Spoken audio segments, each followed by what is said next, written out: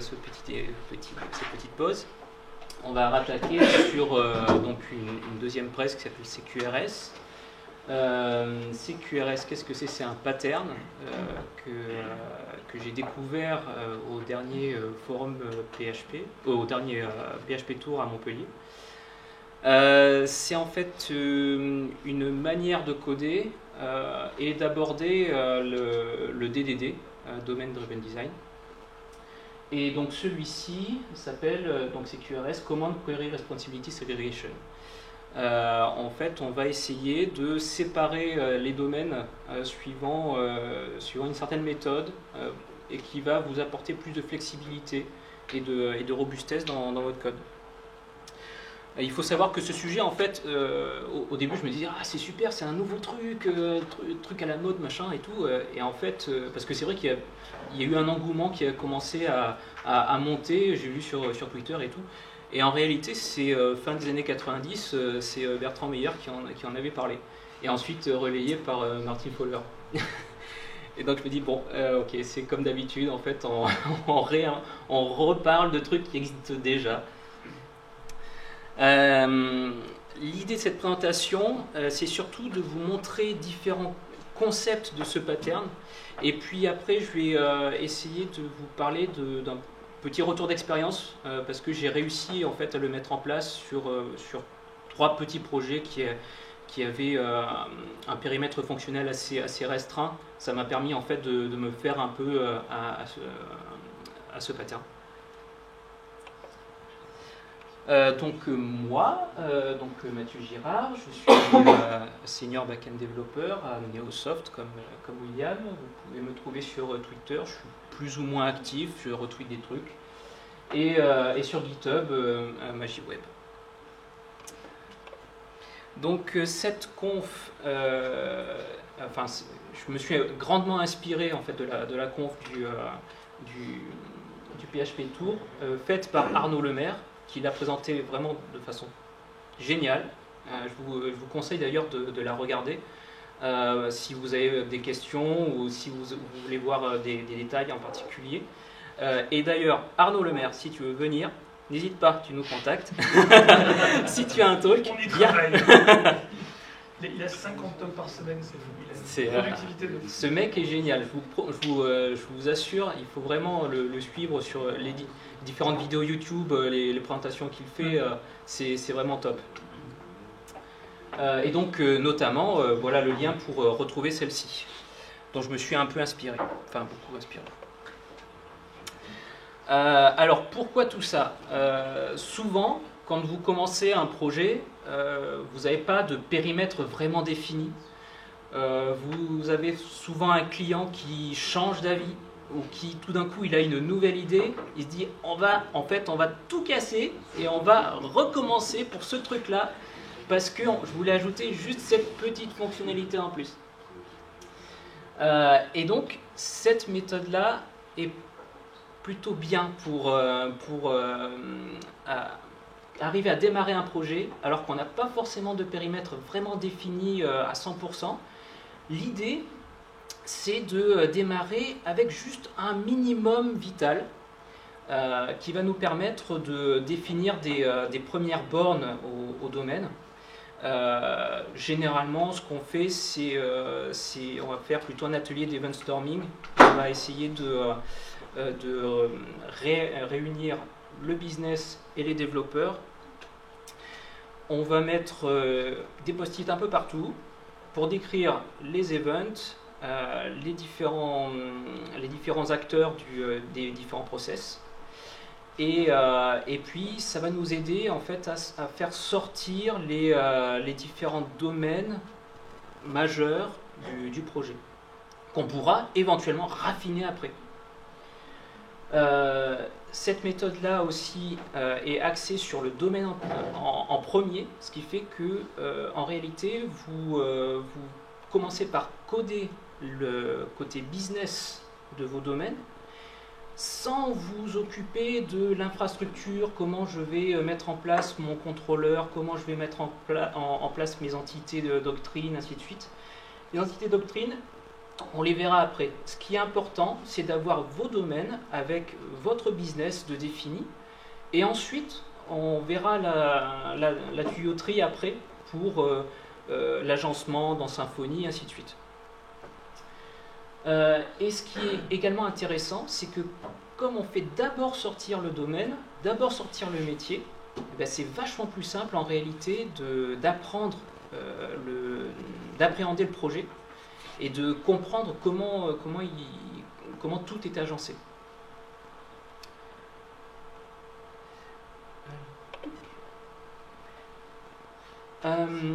Pour décrire en réalité les différents agencements de vos domaines, vous allez d'abord vous focaliser sur décrire une intention quand vous allez vouloir réaliser une action. Au lieu d'avoir un contrôleur qui va appeler un service, qui va ensuite enregistrer des choses en base par exemple, là vous allez en fait en réalité créer une classe qui est nommée avec un verbe en premier pour définir en réalité ce que vous voulez dans votre action réaliser. Typiquement, je sais pas, enregistrer un nouveau membre pour votre association. Donc modéliser les agrégats, ça on en a parlé également, et les différents domaines sont en fait des objets PHP de base. Vous ne voyez pas de doctrine, vous ne voyez rien d'autre, c'est vraiment du PHP pur, où vous allez injecter vos règles de gestion business.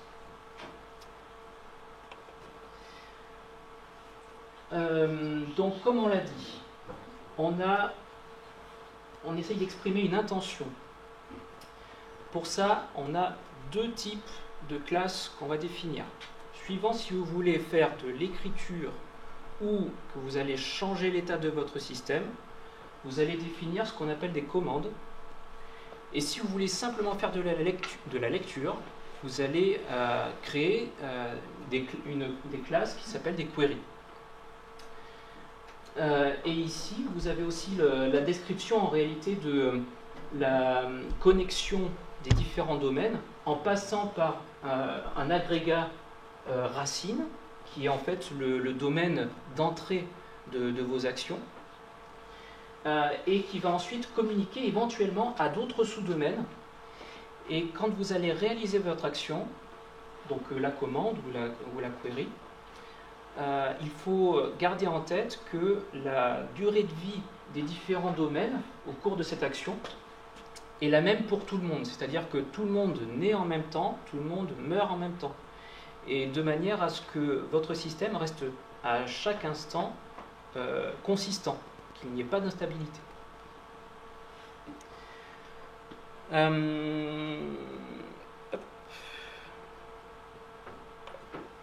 Voyons voir une commande. Alors comme je l'ai précédemment dit, vous allez définir votre domaine avec donc vos règles métiers. Et si jamais vous avez besoin de collaborateurs pour, par exemple, de l'accès à la base de données, des choses comme ça, en réalité, vous allez, au sein même de votre domaine, vous allez en réalité définir des interfaces qui sont en réalité les contrats que vous pensez, dont vous avez besoin pour réaliser vos actions. Et donc, votre business, lui, tout ce qu'il y a à faire, c'est appeler les classes concrètes qui seront injectées après, au runtime. Donc typiquement ici, vous avez une commande ici, create substitution, celle-ci, qui est appelée, qui est utilisée dans le handler. Donc la commande, c'est en fait un simple DTO qui va contenir les informations nécessaires et suffisantes à la réalisation d'une action. Le handler, lui, il va récupérer ces informations, récupérer les différents collaborateurs nécessaires à la réalisation de l'action, et ensuite il va faire son traitement. En réponse, généralement, on retourne, normalement c'est true, false, c'est si l'action d'une commande s'est correctement réalisée, ou false, il y a eu un échec quelque part. Là, en l'occurrence, ce qui est retourné, c'est l'ID du nouveau membre qui a été inscrit quand il s'est ajouté sur le site. Ce handler, il implémente une interface qui s'appelle commande handler. En réalité, on définit que deux méthodes. Il y en a une, c'est le listen to, qui dit qu'en fait, ce handler, il est branché sur les commandes, sur cette classe de commande. Et le handle, qui est là pour la réalisation de l'action. On peut voir aussi qu'il n'y a aucun couplage avec la réelle infrastructure du projet. Là, par exemple, comme vous pouvez le voir, et on le verra après dans un exemple concret, on n'a que trois sous-dossiers. Donc, le point d'entrée, on a la commande, les différents domaines, et puis l'infrastructure qui est cachée. En fait, on se fiche un peu de l'infrastructure qui est derrière. Tout ce qu'on veut savoir, c'est qu'il y a une infrastructure avec éventuellement différents composants qui vont nous aider. Par exemple, ici, c'est Doctrine. Mais j'aurais très bien pu réaliser une migration, comme j'ai fait sur un projet, où en réalité, j'ai eu Doctrine et Pomme pour la persistance des données. Et du coup, j'ai eu deux répertoires, un pour Doctrine, un pour Pomme, pour pouvoir tester en réalité les repositories qui sont en réalité ensuite injectés dans mon handler et voir par exemple pour des migrations ou des choses comme ça et voir également les performances. Alors une query, c'est aussi simple qu'une commande. C'est pareil, c'est un DTO qui va contenir les informations nécessaires et suffisantes à la réalisation de la query. Elle est liée à un handler qui est pareil, il étend une interface qui s'appelle query handler. Query handler, lui, il a deux méthodes. Listen to, pour savoir à qui il est branché, sur qui il est branché, et puis le handle qui fait effectivement la lecture des données. Et lui, il va se brancher après sur la source de données la plus adéquate en réalité. Et lui, ce qu'il retourne également, ce n'est pas une entité liée à votre infrastructure, c'est un modèle lié à votre domaine. Dans le sens où, à chaque instant, vous êtes lié à votre business en premier et jamais votre infrastructure. Donc là, en l'occurrence, on voulait savoir les différents types de souscriptions disponibles pour qu'une personne s'ajoute à un site internet.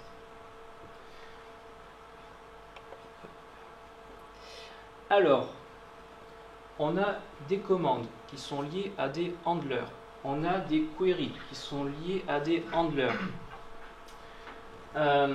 Entre les deux, vous allez avoir des classes qui s'appellent des middleware qui sont là pour éventuellement effectuer quelques traitements sur le passage entre votre commande et le handler. C'est-à-dire que quand vous allez vouloir effectuer une action, en réalité, votre commande, vous la faites passer donc, dans ce qui s'appelle un bus.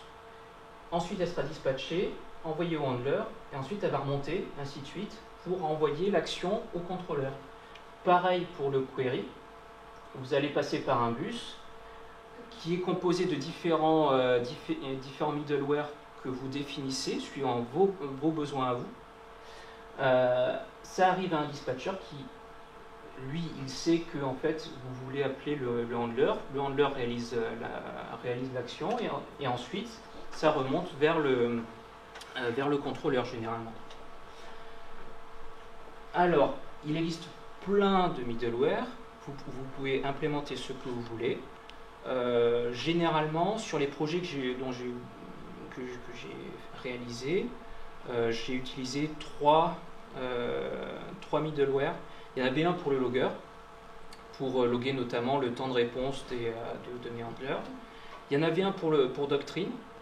qui me permettait d'encapsuler en réalité l'action de mes handlers dans un try-catch, ce qui fait que à la fin de l'exécution de mon handler, si tout se passe bien, je fais un commit, et si je passe dans mon catch, à ce moment-là, je fais un rollback. Ce qui fait que comme ça, quand vous avez votre transaction, en réalité, si jamais quelque chose ne se passe pas bien, vous restez toujours dans un système qui est stable. Donc un middleware, qu'est-ce que ça prend? Ça prend un bus qui en réalité, ce bus, c'est un enchaînement de plusieurs middleware qui se termine par le dispatcher. Le dispatcher, c'est lui qui connaît les handlers et qui va effectivement appeler le handler qui va faire l'action. Donc, on a un chaînage qui se fait.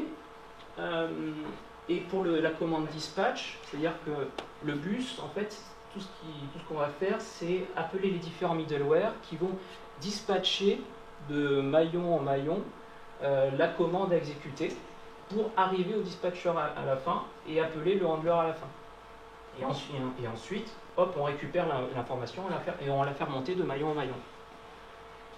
Donc c'est typiquement ce qu'on fait ici pour le logger middleware. C'est on récupère le prochain maillon et tout ce qu'on fait quand on arrive dans ce middleware là par le maillon précédent, alors ici par exemple on récupérait on prenait le temps de départ, on envoyait la commande au maillon d'après, on récupérait le temps définitif et puis on le loguait. Hop. Le dispatcher à la fin, donc c'était le dernier maillon, c'est toujours le dernier maillon du bus, que ce soit pour les commandes ou les queries. Lui, tout ce qu'il fait, c'est boucler sur les différents handlers qu'il connaît. Et si on appelle la fameuse méthode listen-to de tout à l'heure, s'il connaît le handler qui va bien, il l'appelle. Et du coup, c'est comme ça qu'il va dispatcher la commande. Comment on crée le bus? Alors ici, on va utiliser une factory qui, lui, la factory va définir les différents maillons de notre bus. Et qu'est-ce qu'on va faire de plus? Donc le dernier maillon, c'est toujours le dispatcher. Et les différents middleware, c'est comme ça qu'on va les chaîner entre eux. C'est-à-dire que systématiquement dans le constructeur, on y injecte le maillon d'après. Donc c'est comme ça qu'on va chaîner. On va faire des new logger ou new doctrine middleware et ainsi de suite. Et quand on va exécuter une commande depuis un contrôleur, c'est aussi simple que ça. C'est-à-dire que d'abord on désérialise, alors imaginons que ce soit une API, on désérialise l'objet pour créer notre commande qui est en fait une commande de classe create subscription plan command. On l'envoie au bus, donc lui le bus, ça va passer par les différents maillons, arriver au dispatcher, le dispatcher il va récupérer le bon handler à exécuter, il va exécuter la commande et ensuite ça remonte pour arriver à notre réponse et on la renvoie dans le contrôleur.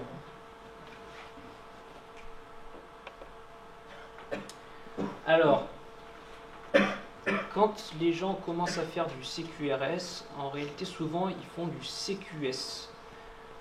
Parce que, en fait, CQS ça veut dire Command Query Separation. C'est pas Responsibility Segregation. C'est-à-dire qu'en réalité, commande comme query dans les handlers, ils récupèrent un repository pour faire à la fois de l'écriture ou de la lecture. Typiquement ça. Vous avez le get, le add, le delete qui est réservé à l'écriture et généralement on y définit également des getters ou un peu liés au business et des méthodes de search également qui elles doivent retourner un tableau, généralement on retourne les tableaux avec des modèles liés à notre domaine et pas à l'infrastructure. En réalité, ce qu'on va essayer de faire pour vraiment faire du CQRS, c'est ne pas utiliser de repository côté query et laisser le repository la seule responsabilité de l'écriture. Et pour faire ça, donc côté query, on va essayer de ne plus avoir besoin du repository, et donc tout ce qu'on a besoin de faire, c'est d'injecter la connexion à la base de données courante. Et la query va être en réalité un peu modifiée pour retourner la requête en base de données ou la requête vers la source de données la plus adéquate. Et le handler, lui, tout ce qu'il fait, c'est donc récupérer la connexion, récupérer la requête à exécuter, il la processe, il hydrate les modèles liés au business et il le retourne. Et comme ça, on s'affranchit du repository.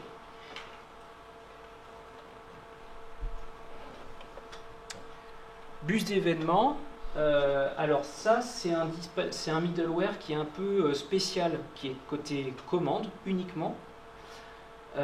C'est quand en fait votre commande, à la fin de son exécution, elle a aussi le droit de définir des events à lancer, parce que typiquement, vous avez ajouté quelqu'un à votre site et vous avez envie en même temps de lui envoyer un mail de bienvenue. C'est pas le but à l'exécution de votre handler de à la fois ajouter quelqu'un et lui envoyer un mail. Le but de votre handler, c'est d'effectuer une seule action, une seule intention. Et vous allez déléguer en réalité différents events pour dire en réalité je viens d'ajouter quelqu'un.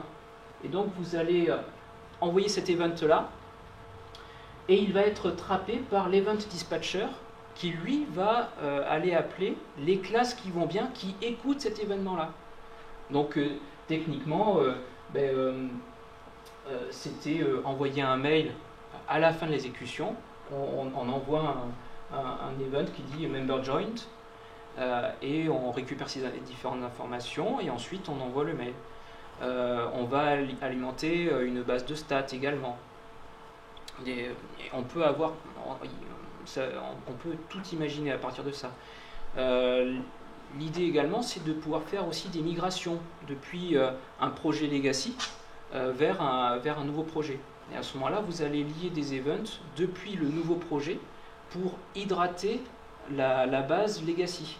Et comme ça, le projet legacy, il a l'impression qu'il continue à vivre, mais en réalité, ses jours sont déjà comptés.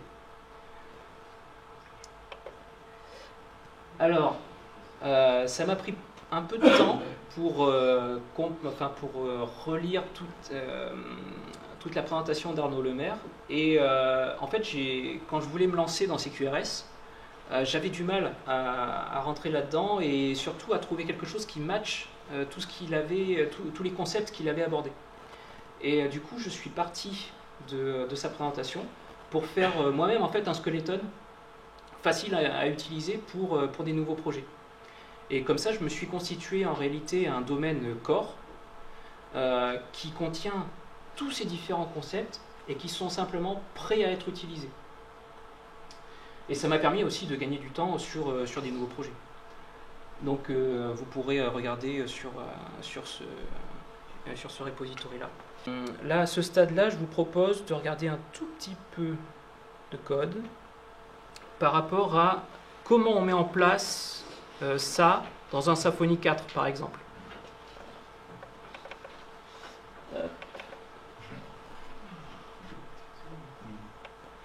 Alors, ici, je vous ai copié-collé, j'ai adapté quand même parce que j'allais pas quand même vous filer des sources comme ça. Des domaines issus de différents projets sur lesquels j'ai travaillé. on retrouve ici le corps qui est le squelette que vous pouvez récupérer sur mon GitHub. Donc celui-ci, il va contenir les différents concepts dont j'ai parlé précédemment, commande, event et query. La commande, c'est juste un DTO qui est pour l'instant vide parce que de toute façon, tout ce que vous allez faire, c'est créer vos commandes à vous en héritant de ça. Et si vous avez des contraintes business qui sont vraiment communes à tout, vous pouvez enrichir ça. Le dispatcher, on l'avait vu tout à l'heure. Ah oui, mais je spoil un tout petit peu. Définir les services.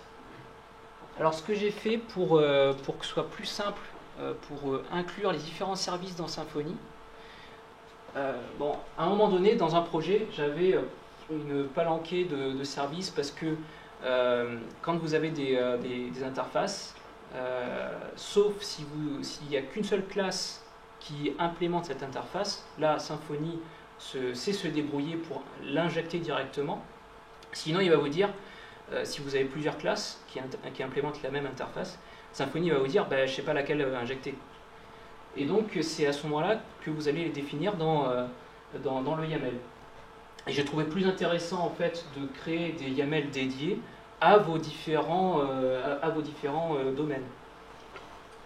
Donc, vous avez le corps au départ, qui vous permet de définir les différents services nécessaires à votre projet. Et ensuite, vous allez avoir, alors ici, j'avais une recherche dans un annuaire de contact, ou un autre qui s'appelle Remote API, qui me permet en fait de faire que mon projet soit une sorte de passe-plat vers un service remote qui va effectivement appeler les actions du côté de cette API et récupérer des informations. L'annuaire, c'était intéressant parce qu'en fait, au départ, on voulait chercher dans un annuaire LDAP. Donc j'avais commencé à faire des connecteurs de query qui allaient taper dans le LDAP, et puis ils se sont rendus compte qu'en fait le LDAP n'était pas adapté. Du coup, j'ai fait du Doctrine à la place. Et tout ce que j'avais à faire, en réalité, c'était juste changer le repository qui va retourner les infos. J'avais uniquement cette classe-là à modifier et à injecter à nouveau. Qu'est-ce que j'avais d'autre pour la création du bus,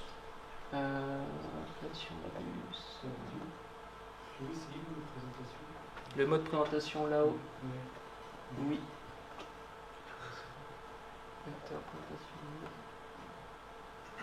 Si ça veut bien aller sur le bon écran.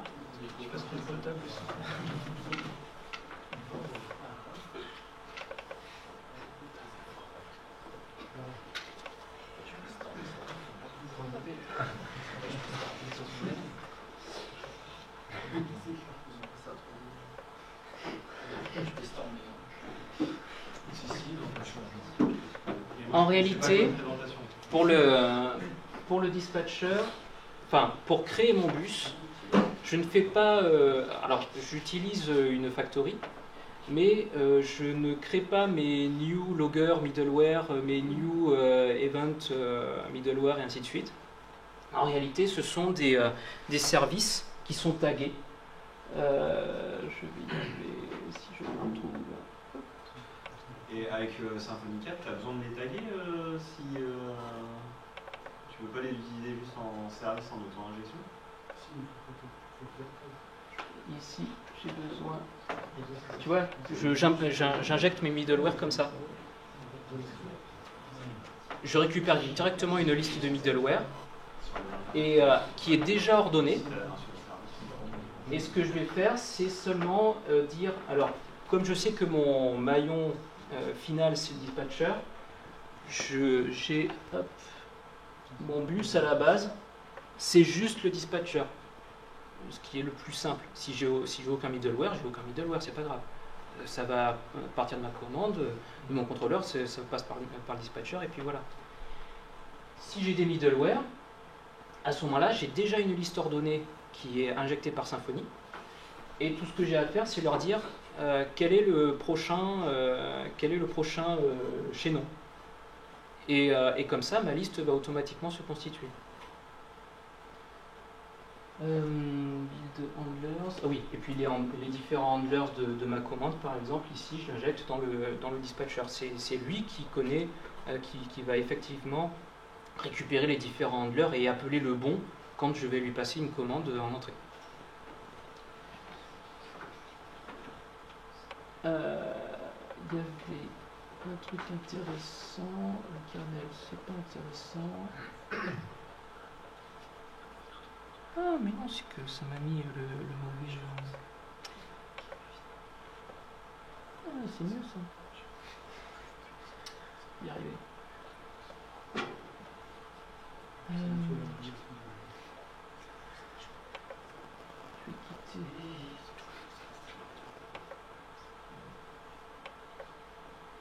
Hop. Pour naviguer un peu plus facilement. S'il veut bien. Il y avait un truc intéressant avec le Remote API, c'est qu'en fait, je suis encore sur le skeleton. Cette API,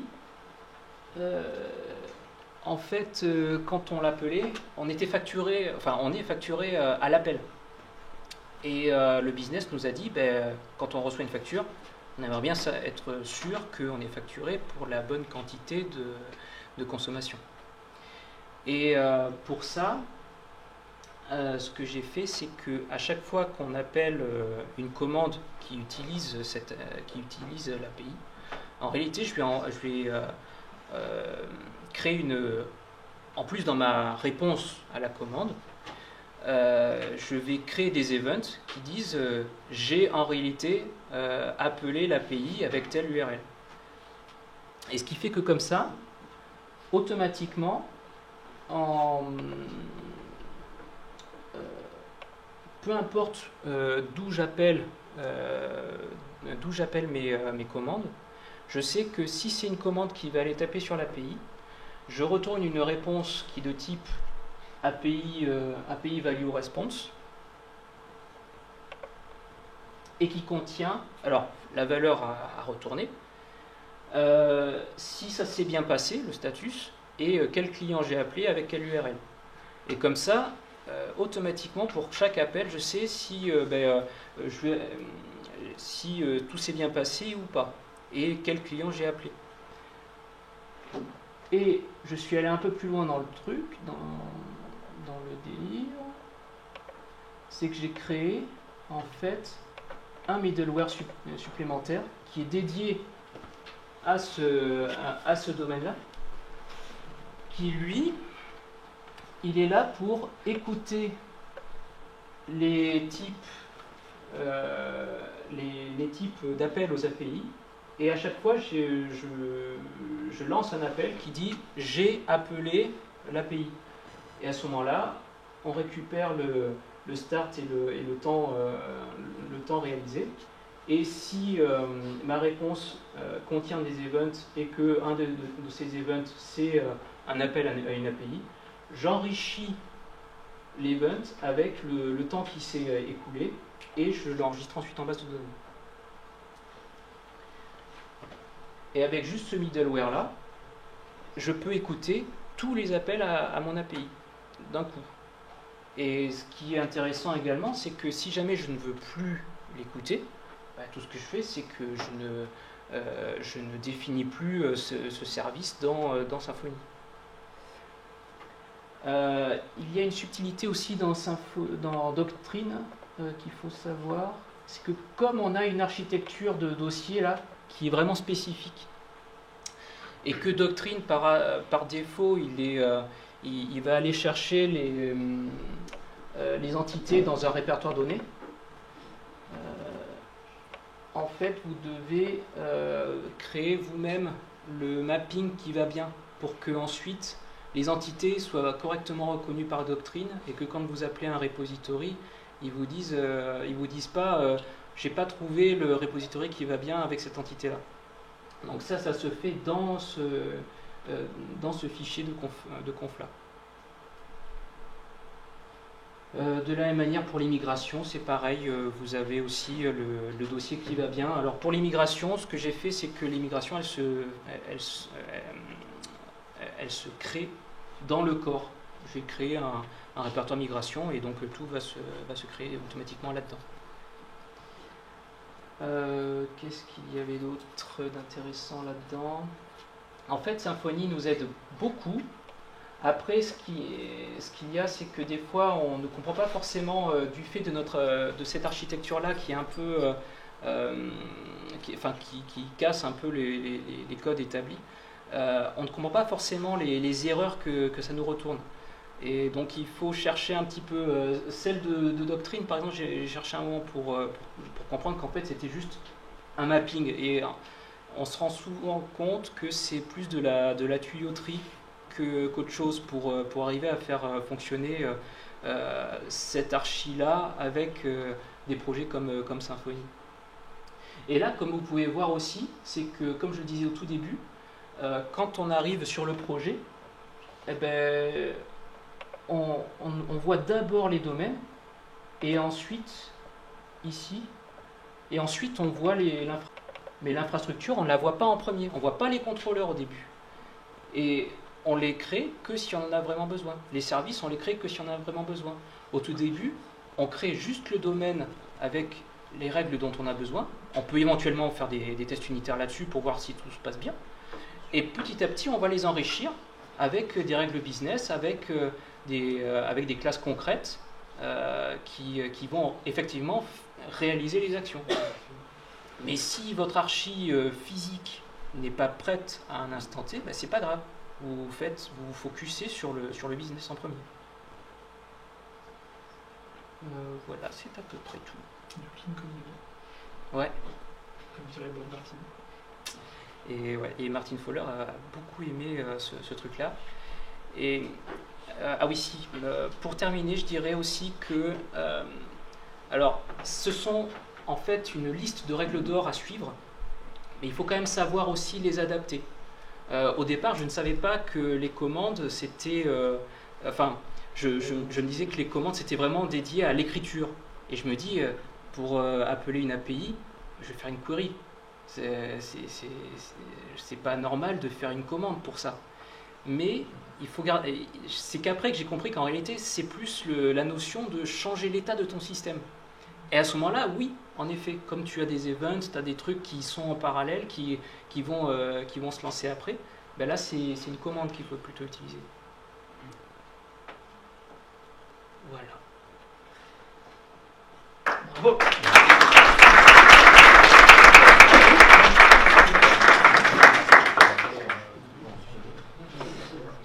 Est-ce que vous avez des questions? Moi, j'ai des questions. Donc là, tu mentionnes tout ton projet. Ouais. Mais c'est valable pour les énormes projets. Enfin, pour les projets à moyen terme, est-ce que toi, en termes de... Parce que ça a un coût, ça, de développement. Est-ce que toi, ça vaut le coup de faire ça pour un projet court terme? Je pense pas. Mais jusqu'à moyen terme, tu penses que... Ouais, moi, franchement, j'essaye de partir tout de suite sur ce genre de projet-là. Même pour les petits projets? Ouais. Là, par exemple, le truc de l'API, c'est un petit projet, tout petit. Il y a 2-3 domaines, pas plus. Et je suis parti quand même là-dessus. Parce que, en réalité, le fonctionnement du pattern, il est dans le corps. Une fois qu'on l'a, c'est pas grave. Et en fait, les différents domaines que tu vas définir en dessous, ben, tout ce que tu vas avoir, c'est quoi? Une liste de commandes, une liste de queries qui sont en plus de un contrôleur et un repository. C'est que quelques classes de plus qui en fait te font gagner beaucoup de choses en termes de business. Donc l'avantage, c'est que c'est hyper moderne. Tu donnes un changement, tu refais un petit peu ton changement, tu l'adaptes tout, c'est parti. Après, j'avais aussi cette discussion au forum PHP avec des devs. Ils disaient aussi, tu te plonges là-dedans, mais des fois, quand tu vas changer des choses, en framework ou même doctrine la pomme, encore ça passe. Parce que tu changes juste d'ORM. Ouais. Et il dit, du coup, souvent tu recodes tout en fait. Tu gardes très peu de. Enfin, tu gardes un peu de code métier, mais au final, tu changes du tout au tout. Mais tout dépend si tu as pris des raccourcis ou pas. Parce que comme ton domaine est censé être des classes PHP vraiment de base, sans injecter quoi que ce soit de ton infrastructure, tu es censé pouvoir le copier et le coller comme tu veux. Et de la même manière, si un domaine, tu n'en as plus besoin, tu es censé pouvoir le supprimer et que ton système continue de tourner comme il faut, sans ce domaine évidemment. D'où l'idée de bien segmenter ton projet également. Et ça, tu as eu d'autres devs qui étaient dessus, du coup, il y a eu le temps d'adaptation qui est long Ben, là, je pourrais te répondre que demain, parce que j'ai un dev qui va justement reprendre le projet de l'annuaire demain. Donc ça doit être intéressant. Ouais, exactement, bien sûr. Parce qu'avant, Neosoft, vous étiez sur l'archi MVC classique. Oui, du MVC classique. Là-dessus, je peux t'aiguiller vers une conf du forum PHP de 2017 sur la ruche qui dit oui, où justement il parlait de ça. Il disait que en fait, avec le recul, même des seniors qui n'étaient pas habitués en fait à ce genre d'archi en redemandaient, parce que ils trouvent ça vachement plus clair et vachement plus simple à comprendre, d'avoir d'abord le domaine, d'abord le business. Tu comprends tout de suite par où commencer quand on te file une problématique. Et ensuite, tu vois l'archi. C'est ce que disait Bob Martin sur le clean coding. Il disait en anglais, quand j'ouvre une application, si je ne vois pas à quoi elle sert en regardant le nom des répertoires, c'est qu'elle n'est pas bien développée. Ouais. Et c'est après ce que tu fais. Tu as les principes solides qui aident aussi à ça. Ouais. Enfin, Oui, moi, bien sûr. J'essaie d'appliquer le principe solide. Normalement, tu vois à peu près ce que Et je sais qu'il y avait Open Classroom aussi qui était passé au forum et qui avait fait plus sur la clean architecture, mais ouais. Ça ressemble. Ben, j'ai l'impression que un peu tout le monde essaye de s'approprier le truc et font des choix d'organisation de dossiers un peu différentes. La philosophie reste la même, mais par exemple la conf d'Arnaud Lemaire est un poil différente de plein d'autres projets que j'ai trouvés sur GitHub et qui pourtant sont marqués CQRS et font effectivement du CQRS. Mais là encore, Arnaud Lemaire, si tu veux venir, n'hésite pas. Je préfère ton architecture. C'est vrai que oui, j'avais cherché exactement le même domaine.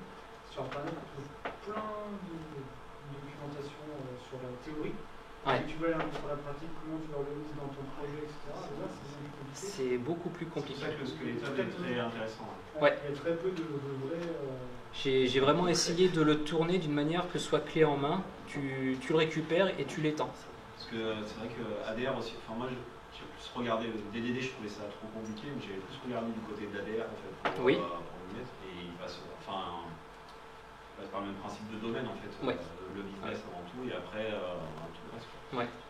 Mais c'est un peu moins découpé, mais c'est pareil, moi le problème que j'ai eu c'est que en termes d'exemple sur SF, je sais que tu as Kevin Glass qui en fait vachement chez KPI Platform et l'ADR. Mais t'as pas d'exemple, t'as pas de projet complet en fait dispo en open source. Ouais. Même moi, tu vois, j'aimerais proposer ce que je fais, quoi. Mais clairement, je vais pas mettre des choses du client comme ça. C'est ça tout, c'est qu'il faut que tu aies du métier déjà en fait, pour ça. Oui. C'est sûrement une question bête, mais c'est quoi business? Business, c'est en fait tout ce que les règles métiers qui sont de ton projet. C'est-à-dire que ça ne parle pas de architecturer tes entités en base de données, mais plus que ce que ton projet est censé apporter à un usager qui vient sur ton site. Alors une entité, c'est un objet, c'est vrai qu'on ne les a pas vus encore. Ah oui. On est à PDO, comment on intègre les données en base. Mais une entité, oui, c'est un objet en fait que tu passes à un ORM, et ton ORM, c'est ce qui va gérer tout ce qui est partie base de données, tout ce qu'on est en train de faire. En fait, dans 2 ans, vous l'utiliserez plus. On serait content de pas l'utiliser. Vous passerez par ce qu'on appelle un ORM, c'est comme un petit logiciel en fait qui va se plugger, qui va faire les choses à votre place dans la base de données. Enfin, c'est un peu simplifié la définition. Tu écriras plus select quoi. Ouais. Mais voilà, tu peux reprendre ton explication, c'était juste entité. Non, non, oui, oui. Et l'idée également, du coup, c'est tu auras tes objets que tu vas essayer de persister en base de données. Ce ne seront pas les mêmes que ceux qui vont réellement contenir la logique de ton projet. Par exemple, un produit ou un catalogue, tu vas avoir une classe product qui peut contenir les règles de prix, des choses comme ça pour un vrai catalogue. Et ça va être différent de la classe product que tu vas effectivement mettre en base de données parce qu'elle sera liée à plein d'autres notions que tu pourras étendre dans d'autres domaines. C'est-à-dire que un produit peut être lié à plein d'autres choses, autant pour de la facturation que pour du référencement ou des statistiques. La base, en gros, quand c'est une base, et après on l'utilise pour faire d'autres choses avec. Ouais, un peu comme ça.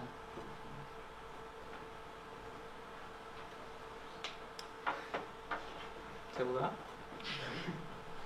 Ici, pour la persistance en base, Ouais. tu as fait pas mal de lecteurs doctrine, genre si tu as des value objects, des trucs comme ça. Ouais, c'est ça, j'ai fait des value objects et chose importante également pour ça, c'est d'utiliser l'UUID, Universal Unique ID, pour identifier vos objets côté métier de l'ID clé primaire en base de données. Vous avez en fait deux clés. C'est-à-dire que quand le business va vouloir modifier un objet issu de votre domaine métier, lui il va le référencer avec l'UUID.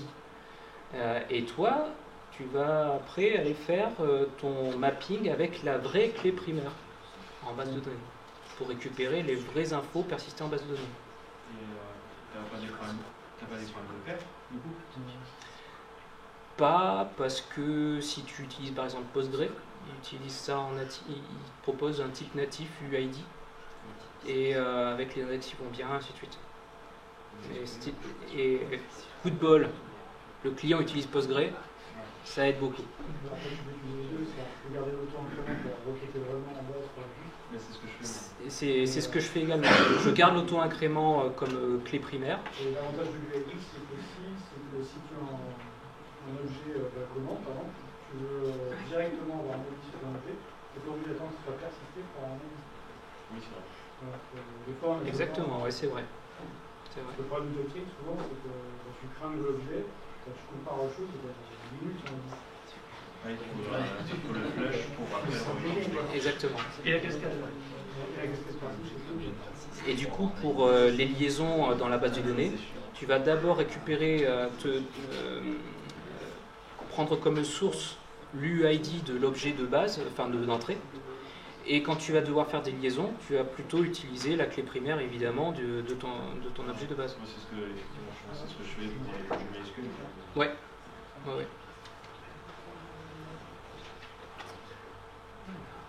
Voilà. C'est reparti pour les bières. C'est reparti pour les bières.